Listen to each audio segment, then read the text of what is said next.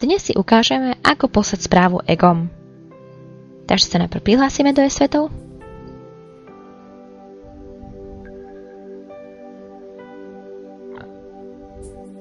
A v hornom menu vidíte položku ego. Keď sa na ňu myšou postavíte, ukáže vám buď písať ego alebo inbox ego. No dáme si, že poslať.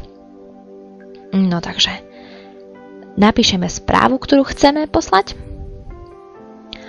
A môžeme ju poslať buď cez e-svety ako ego, alebo ju poslať na e-mail priamo danému človeku, prípadne oboje. No, tak, dáme si vyhľadať užívateľa, ktorému to chceme poslať. Dám vyhľadať.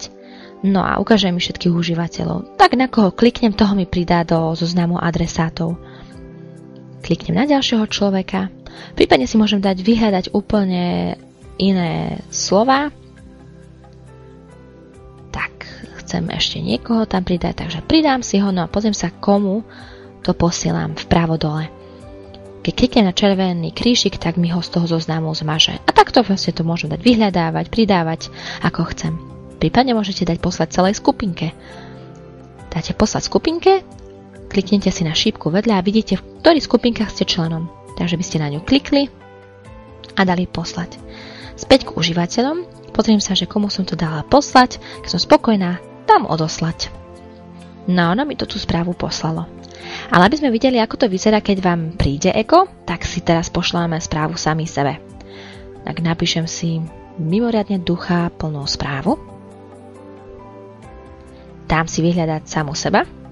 Mám vyhľadať. No, kliknem na svoje meno a dám odoslať.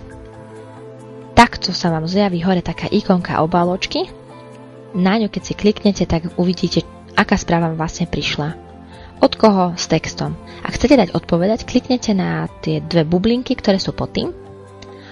A zase napísali by ste správu, dali by ste si užívateľa, komu to chcete dať a odoslať. Prípadne môžete zmazať cez ten červený krížik.